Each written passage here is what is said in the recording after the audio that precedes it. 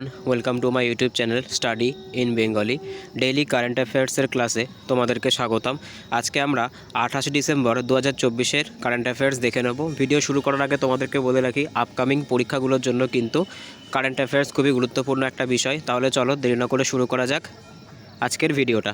আজকের প্রথম প্রশ্ন, চীন সম্প্রতি কোন নদীর ওপর বিশ্বের সবথেকে বৃহত্তম বাঁধ নির্মাণ করতে চলেছে? দেখো, চায়না কিন্তু বিশ্বের সবথেকে বৃহত্তম বাঁধ নির্মাণ করতে চলেছে। কোন নদীর ওপর নির্মাণ করতে চলেছে? এখানে ব্যাক টু ব্যাক 4টে অপশান আছে। ব্রহ্মপুত্র, যেটা কিন্তু ভারতে অবস্থিত, ইয়াংশিকিয়াং, যেটা চীনে অবস্থিত, হোয়াংহো কিন্তু চীনে অবস্থিত, এবং লোহিত নদী কিন্তু এই ব্রহ্মপুত্র নদীর একটি সহায়ক নদী, এটাও কিন্তু ভারতে অবস্থিত। দেখো, আমাদের প্রশ্নের সঠিক উত্তর কিন্তু হয়ে যাবে ব্রহ্মপুত্র। চীন ব্রহ্মপুত্র নদীর ওপর পৃথিবীর বৃহত্তম বাঁধ নির্মাণ করতে চলেছে।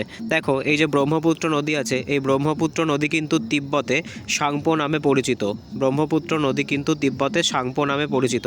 আর এই তিব্বতেই কিন্তু চীন বিশ্বের বৃহত্তম নদী বাঁধ নির্মাণ করতে চলেছে সাংপো নদীর ওপর, যেটাকে আমরা ব্রহ্মপুত্র বলে থাকি। ঠিক আছে, বর্তমানে পৃথিবীর সবথেকে বৃহত্তম বাঁধ কিন্তু ইয়াংশিকিয়াং নদীর ওপরে অবস্থিত। ঠিক আছে, যদি আমরা বর্তমানের কথা চিন্তা করি, তাহলে কিন্তু বিশ্বের বৃহত্তম বাঁধ ইয়াংশিকিয়াং নদীর ওপর অবস্থিত চীনে।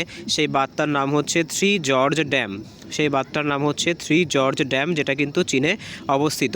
কিন্তু ব্রহ্মপুত্র নদীর ওপর চীন দাবি করে যে চীন পৃথিবীর বৃহত্তম বাঁধটি নির্মাণ করতে চলেছে। ঠিক আছে, এখানে তোমরা দেখতে পাচ্ছ, এখানে লেখা আছে China approves construction of a world's largest dam of on Brahmaputra river near Indian border. ঠিক আছে, আর এটা কিন্তু ভারতের বর্ডারের পাশে অবস্থিত হবে। এক্ষেত্রে কিন্তু ভারতের জন্য একটা সংকটময় পরিস্থিতি তৈরি হচ্ছে, কারণ কোনো কারণে যদি তিব্বত এরিয়ায়, এই জায়গাটা তোমরা দেখতে পাচ্ছ বাঁধের লোকেশনটা, এখানে কিন্তু ভারতের বর্ডার প্রায় কাছাকাছি। কোনো কারণে যদি তিব্বত এরিয়াতে কখনো ভূমিকম্পের সৃষ্টি হয়, আর তখন যদি বাঁধটা ভেঙে যায়, তাহলে কিন্তু ভারতের আসাম বা ত্রিপুরা বা অরুণাচল প্রদেশে কিন্তু বন্যার যে সম্ভাবনা দেখতে পাওয়া যাবে। ঠিক আছে, বন্যা প্রবণ কিন্তু জায়গাটা হয়ে যাবে। তাই ভারতের ক্ষেত্রে কিন্তু এটা মোটেও একটা ভালো খবর নয়। ঠিক আছে, নেক্সট কোশ্চেন দেখে নেব আমরা। আজকের 2 নম্বর প্রশ্ন, ভারতের কোন রাজ্যে সর্বপ্রথম ইংল্যান্ডের কুইন এবং কমেন্ট্রি ইউনিভার্সিটি ক্যাম্পাস খুলতে চলেছে? দেখো, ভারতের যে 4টে অপশান দেওয়া আছে এখানে, অন্ধ্রপ্রদেশ, কর্ণাটক, গুজরাট এবং হিমাচল প্রদেশ, অপশানটা নিচে আছে। ঠিক আছে, আমি তোমাদের জন্য এখানে লিখে দিচ্ছি। 4 নম্বর অপশানটা হচ্ছে হিমাচল প্রদেশ, এইচপি। তো ভারতের কোন রাজ্যে সর্বপ্রথম ইউকের 2টো ইউনিভার্সিটি আছে, একটা নাম হচ্ছে কুইন্স ইউনিভার্সিটি আর একটা হচ্ছে কমেন্ট্রি ইউনিভার্সিটি। ঠিক আছে, এই 2টি ইউনিভার্সিটির ক্যাম্পাস কিন্তু ভারতে নির্মাণ হতে চলেছে। তো কোন রাজ্য এই 2টি ইউনিভার্সিটি তৈরি হওয়ার জন্য পারমিশন দিয়েছে? তো দেখো, ব্যাক টু ব্যাক এখানে 4টে অপশান আছে, অন্ধ্রপ্রদেশ, কর্ণাটক, গুজরাট আর একটা বললাম হিমাচল প্রদেশ। তো আমাদের সঠিক উত্তর হয়ে যাবে কিন্তু গুজরাট। ঠিক আছে, গুজরাট সরকার কিন্তু কুইন ইউনিভার্সিটি এবং কমেন্ট্রি ইউনিভার্সিটিকে, গুজরাট সরকার কুইন এবং কমেন্ট্রি ইউনিভার্সিটিকে কিন্তু পারমিশন দিয়েছে যে তারা তাদের ক্যাম্পাস কিন্তু গুজরাটে খুলতে পারে। ঠিক আছে, এর আগে কিন্তু সর্বপ্রথম অস্ট্রেলিয়ার একটি ইউনিভার্সিটি গুজরাটে তার নিজের ক্যাম্পাস খুলেছিল। ঠিক আছে, নেক্সট কোশ্চেন, এখানে দেখো লেখা আছে UK's Queen's University and Coventry University gets approval to set up campus in Gujarat. Gujarat রাজ্য সরকার কিন্তু কুইন্স ইউনিভার্সিটি এবং কনভেন্ট্রি ইউনিভার্সিটিকে পারমিশন দিয়েছে যে তারা গুজরাট রাজ্যে নিজেদের ক্যাম্পাস কিন্তু খুলতে পারে। অর্থাৎ ওইখানে যদি কোনো ভারতীয় যদি কুইন ইউনিভার্সিটি বা কনভেন্ট্রি ইউনিভার্সিটিতে ভর্তি হতে চায়, তাহলে সেক্ষেত্রে কিন্তু তাকে আর ইউকেতে যাওয়া লাগবে না, গুজরাটেই কিন্তু তাদের ক্যাম্পাসটা ওপেন করা হচ্ছে। ঠিক আছে, নেক্সট কোশ্চেন দেখো, আজকে 3 নম্বর কোশ্চেনটা দেখে নাও। জ্যাটসন, এখানে একটু স্পেলিং মিস্টেক আছে, এটা হবে Jetson Orin nano generative super computer, এটা এআই সুপার কম্পিউটার। ঠিক আছে, Jetson Orin nano AI generative super computer কোন কোম্পানি লঞ্চ করতে চলেছে? দেখো, এটা বিশ্বের সবথেকে ছোট, এটা কিন্তু ওয়ার্ল্ডের সবথেকে ছোট সুপার কম্পিউটার। ঠিক আছে, সুপার এআই জেনারেটিভ কম্পিউটার। ঠিক আছে, মেনলি আমরা দেখতে পাই যে সুপার কম্পিউটারগুলো হয় সেগুলো কিন্তু এক একটা ঘরের সাইজের হয়ে থাকে বা এক একটা রুমের সাইজের হয়ে থাকে, অনেক বড় হয়ে থাকে। কিন্তু যে কোম্পানিটা এটা বানাচ্ছে, সেই কোম্পানিটা কিন্তু ক্লেম করছে যে তারা হাতের তালুর মধ্যে ধরা যাবে এমন একটা, ঠিক আছে, হাতের তালুর মধ্যে ধরা করা যাবে এমন একটা সুপার কম্পিউটার তারা লঞ্চ করেছে। ঠিক আছে, তোমরা এখানে ছবিটা দেখতে পারো। ঠিক আছে, এই যে কম্পিউটারটা, সুপার কম্পিউটারটার ছবি এখানে দেওয়া আছে, যেটা কিন্তু একটা হাতের তালুর ভেতরে নেওয়া যায়। তো এখানে দেখো কোন কোম্পানি লঞ্চ করেছে, এখানে অপশানগুলো তোমরা দেখে নাও। সবার প্রথম বলছে এনভিডিয়া কোম্পানি, তারপর বলছে মাইক্রোসফট কোম্পানি, স্পেসএক্স কোম্পানি আর চ্যাটজিপিটি কোম্পানি। ঠিক আছে, তো আমাদের সঠিক উত্তর কিন্তু হয়ে যাবে এনভিডিয়া কোম্পানি। এনভিডিয়া কোম্পানি কিন্তু সম্প্রতি জেটসন ওরিন, এনভিডিয়া কোম্পানি কিন্তু সম্প্রতি যে কম্পিউটারটার কথা তোমাদেরকে বললাম যে সুপার কম্পিউটারটা জেটসন ওরিন, ঠিক আছে, সেই Jetson Orin nano generative super computer AI super কম্পিউটারটা লঞ্চ করতে চলেছে। এটা কিন্তু এআই দ্বারা পরিচালিত হবে, আর এর যে দাম সেটাও কিন্তু অনেক সস্তা হবে। আমরা জানি জেনারেলি যে সমস্ত সুপার কম্পিউটারগুলি হয় সেগুলো কিন্তু অনেক কস্টলি হয়ে থাকে, আর সেগুলো পোর্টেবল নয়, কিন্তু এটা কিন্তু পোর্টেবল হবে। আর এর দাম কিন্তু ইউএস ডলারে রাখা হয়েছে, এর দাম কিন্তু 249, ঠিক আছে, 249 ইউএস ডলার রাখা হয়েছে। ঠিক আছে, তো আমাদের সঠিক উত্তর কিন্তু হয়ে যাবে এনভিডিয়া কোম্পানি।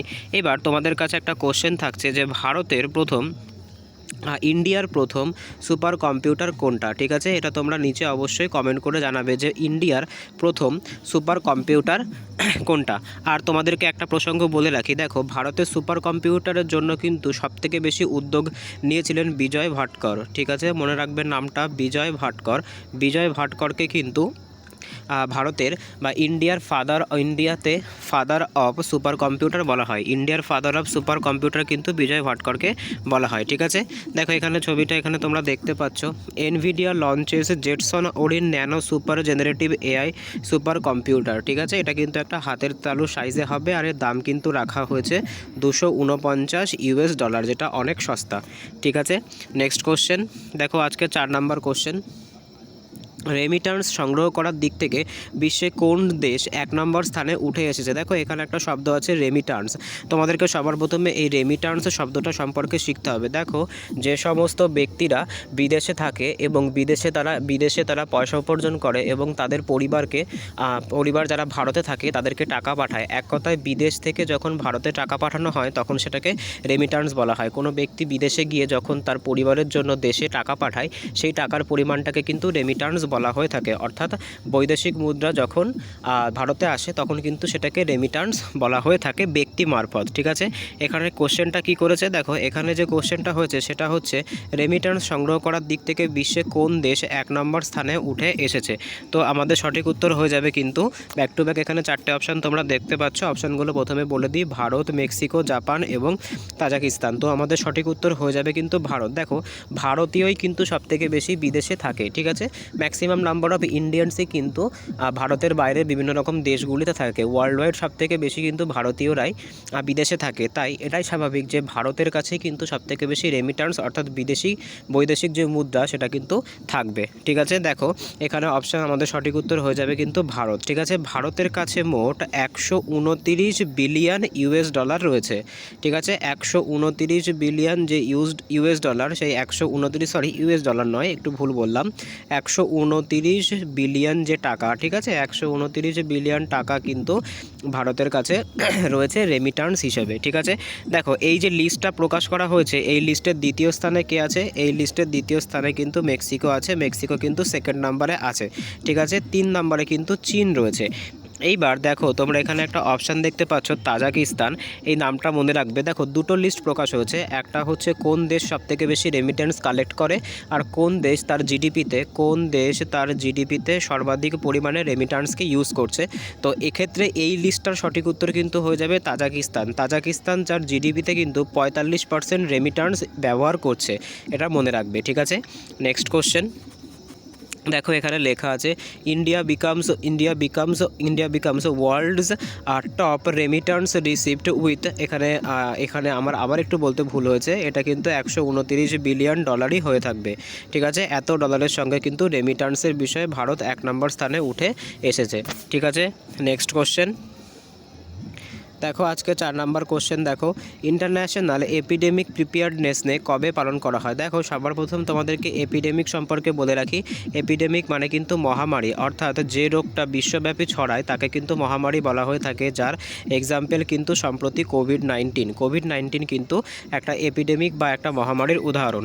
তো ইন্টারন্যাশনাল যে এপিডেমিক প্রিপেয়ার্ডনেস ডে আছে, অর্থাৎ এপিডেমিকের জন্য আমরা তৈরি থাকব, তার সেই লক্ষ্যকে কাজে লাগিয়ে যে দিবসটা পালন করা হয়, তো সেটা কোন দিবস তার উদাহরণগুলো দেখে নাও, তার যে অপশানগুলো দেখে নাও। অপশানগুলো কী কী আছে, ব্যাক টু ব্যাক এখানে 4টে অপশান আছে, 22শে ডিসেম্বর, 23শে ডিসেম্বর, 25শে ডিসেম্বর এবং 27শে ডিসেম্বর। আমাদের সঠিক উত্তর কিন্তু হয়ে যাবে 27শে ডিসেম্বর। ঠিক আছে, 27শে ডিসেম্বর কিন্তু বিশ্বব্যাপী ইন্টারন্যাশনাল এপিডেমিক প্রিপেয়ার্ডনেস ডে পালন করা হয়। দেখো তোমাদের কিন্তু এই ডিসেম্বর মাসের 21 তারিখ থেকে শুরু করে ডিসেম্বর মাসের 27 তারিখ পর্যন্ত খুবই গুরুত্বপূর্ণ। আমি তোমাদেরকে ডেটগুলো আরেকবার রিভাইজ করে দিই। দেখো 22, 23, 21, 22, 23, 24শে ডিসেম্বর, 25শে ডিসেম্বর, 26শে ডিসেম্বর আর আজকে 27শে ডিসেম্বর। ঠিক আছে, দেখো সবার প্রথম 21শে ডিসেম্বর কিন্তু বিশ্বব্যাপী সর্বপ্রথম ওয়ার্ল্ড মেডিটেশন ডে পালন করা হয়েছে। এটাকে নোট ডাউন করবে, পরীক্ষার জন্য খুবই গুরুত্বপূর্ণ যে জিনিসগুলো প্রথম হয়ে থাকে। তারপরে কিন্তু আছে 22শে ডিসেম্বর কিন্তু ন্যাশনাল ম্যাথামেটিক্স ডে, অর্থাৎ রাষ্ট্রীয় অঙ্ক দিবস পালন করা হয়। কার জন্মদিন উপলক্ষে পালন করা হয়? রাষ্ট্রীয় অঙ্ক দিবস কিন্তু যে আমাদের রামানুজন ছিলেন মহান গণিতজ্ঞ, তার জন্মদিন উপলক্ষে কিন্তু 22শে ডিসেম্বর ন্যাশনাল ম্যাথামেটিক্স ডে পালন করা হয়। এরপর আসে কিন্তু 23শে ডিসেম্বর কিন্তু ন্যাশনাল ফার্মার্স ডে, অর্থাৎ রাষ্ট্রীয় কৃষক দিবস পালন করা হয়। চৌধুরী চরণ সিং, যিনি ভারতের পূর্ব প্রধানমন্ত্রী ছিলেন, তার সম্মানার্থে। 24শে ডিসেম্বর কিন্তু রাষ্ট্রীয় কনজিউমার রাইটস ডে, অর্থাৎ ন্যাশনাল কনজিউমার রাইটস ডে, অর্থাৎ রাষ্ট্রীয় উপভোক্তা দিবস হিসেবে পালন করা হয়ে থাকে। তারপরে দেখো 25শে ডিসেম্বর, এই দিনকে ক্রিসমাস প্লাস কিন্তু গুড গভর্নেন্স ডে। ভারতের পূর্ব প্রধানমন্ত্রী, 3বারের প্রধানমন্ত্রী এবং খুব জনপ্রিয় প্রধানমন্ত্রী অটল বিহারী বাজপেয়ীর জন্মদিন উপলক্ষে কিন্তু 25শে ডিসেম্বর গুড গভর্নেন্স ডে পালন করা হয়। এরপর 26শে ডিসেম্বর কিন্তু বীর বাল দিবস পালন করা হয়। এটা কিন্তু যে গুরু গোবিন্দ সিংয়ের ছেলে ছিল, তাকে জোর করে মুসলিম ধর্মে পরিবর্তন করতে চাইলে তিনি যে বিদ্রোহ করেছিলেন, তাকে সম্মান জানিয়ে কিন্তু 26শে ডিসেম্বরের তারিখে বীর বাল দিবস পালন করা হয়। আর 27শে ডিসেম্বর তো আজকের তারিখ, আজকে কিন্তু ইন্টারন্যাশনাল, আজকে বলতে কিন্তু এটা 28শে ডিসেম্বরের কারেন্ট অ্যাফেয়ার্সে আমরা আলোচনা করছি, 27শে ডিসেম্বরের কারেন্ট অ্যাফেয়ার্স। তো আমাদের সঠিক উত্তর কিন্তু হয়ে যাবে ইন্টারন্যাশনাল এপিডেমিক প্রিপেয়ার্ডনেস ডে কিন্তু 27শে ডিসেম্বরে পালন করা হয়ে থাকে। ঠিক আছে, নেক্সট কোশ্চেন এখানে দেখো আছে, ইন্টারন্যাশনাল প্যান্ডেমিক বা epidemic preparedness day 2024 observed in 27শে ডিসেম্বর। ঠিক আছে, এই যে এটা কিন্তু আমাদের এখানে এই ব্যানারটা কিন্তু আমরা দেখতে পাচ্ছি। ঠিক আছে, নেক্সট কোশ্চেন, 50,000 বছর পুরনো বেবি ম্যামার্থ। ঠিক আছে, এটা হয়ে যাবে কিন্তু ম্যামার্থ। সবার প্রথম তোমাদেরকে বলে রাখি, ম্যামার্থ কিন্তু হাতির মতো দেখতে এক ধরনের প্রাণী, যেটা কিন্তু আগে পৃথিবীতে ছিল, এখন বিলুপ্ত হয়ে গেছে। তো বলতে চেয়েছে 50,000 বছর পুরনো বেবি ম্যামার্থের কঙ্কাল কোথায় খুঁজে পাওয়া গেছে। দেখো সবার প্রথম বলে রাখি, এই যে বেবি ম্যামার্থটা খুঁজে পাওয়া গেছে, এটাকে কিন্তু নাম দেওয়া হয়েছে ইয়ানা। ঠিক আছে, রাশিয়ার একটা নদী আছে ইয়ানা, সেই ইয়ানা নদীর অববাহিকায় এটা পাওয়া গেছে বলে এটাকে কিন্তু ইয়ানা নাম দেওয়া হয়েছে। তো 50,000 বছর পুরনো এই বেবি ম্যামার্থটাকে কোথায় খুঁজে পাওয়া গেছে? এটা কিন্তু রাশিয়াতে খুঁজে পাওয়া গেছে। ঠিক আছে, রাশিয়াতে কিন্তু এটা খুঁজে পাওয়া গেছে। আমাদের সঠিক উত্তর হয়ে যাবে কিন্তু রাশিয়া। ঠিক আছে, নেক্সট কোশ্চেন দেখো, এখানে এই যে আমরা ছবিটা দেখতে পাবো যে 50,000 years old baby mammoth are named Yana are discovered in Russia। ঠিক আছে, এই যে কিন্তু সেই বেবি ম্যামার্থটা। ঠিক আছে, ম্যামার্থ কিন্তু হাতির মতো দেখতে একটি জন্তু, কিন্তু এটি হাতির থেকে আকারে অনেক বড়, আর এটা কিন্তু পৃথিবীতে আর নেই, এটা বিলুপ্ত হয়ে গেছে।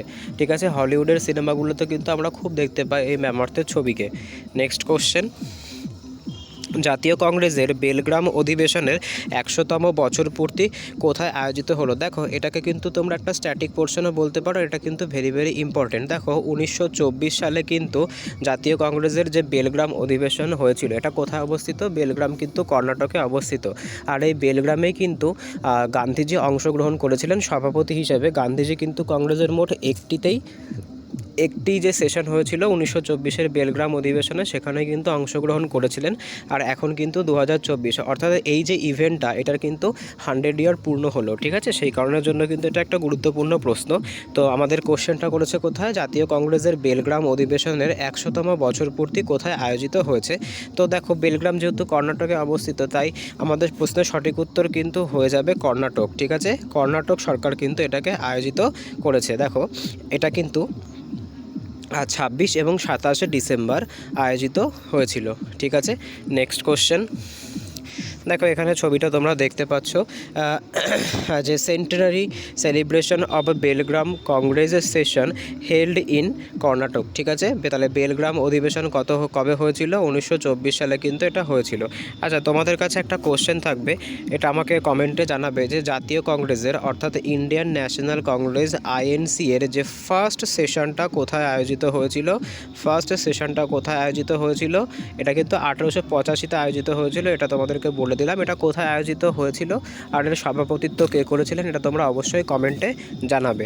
নেক্সট কোশ্চেন, 18তম লোকসভা নির্বাচনে মোট ভোটদানকারী মহিলাদের শতাংশ কবে জারি হয়েছে। দেখো, ভেরি ইম্পর্টেন্ট একটা টপিক হচ্ছে এটা, যে 18তম লোকসভা নির্বাচন যেটা কদিন আগে সংগঠিত হয়ে গেছে, তার যে ডেটাটা, অর্থাৎ মহিলা ভোটদানকারী এবং পুরুষ ভোটদানকারী যে ডেটা, সেটা কিন্তু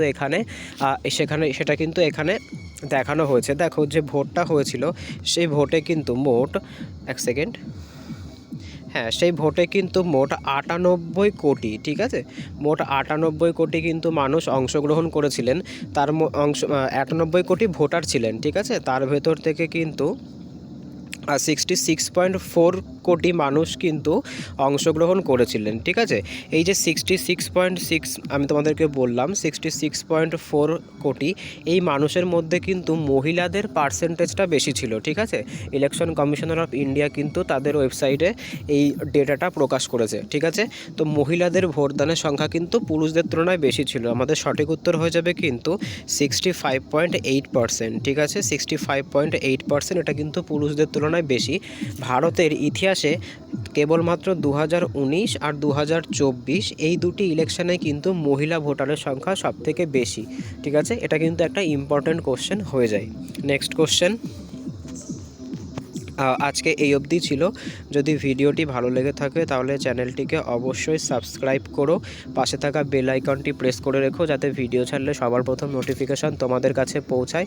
দেখো, তোমাদেরকে বেটার কানেক্টিভিটি এবং ইনফরমেশান দেওয়ার জন্য কিন্তু আমাদের একটা টেলিগ্রাম গ্রুপ খোলা হয়েছে, ভিডিও ডেসক্রিপশানে তার লিঙ্ক দেওয়া থাকবে, চাইলে তোমরা সেই টেলিগ্রাম গ্রুপে জুড়ে থাকতে পারো। সেখানে কিন্তু প্রত্যেকটা ভিডিও লিঙ্ক নোটিফিকেশান সবার আগে প্রোভাইড করা হয়, ঠিক আছে। যদি ভিডিওটা ভালো লেগে থাকে তাহলে অবশ্যই একটি কমেন্ট করো, তোমাদেরকে যে HWগুলো দেওয়া হলো সেগুলো কমেন্ট করে জানিও।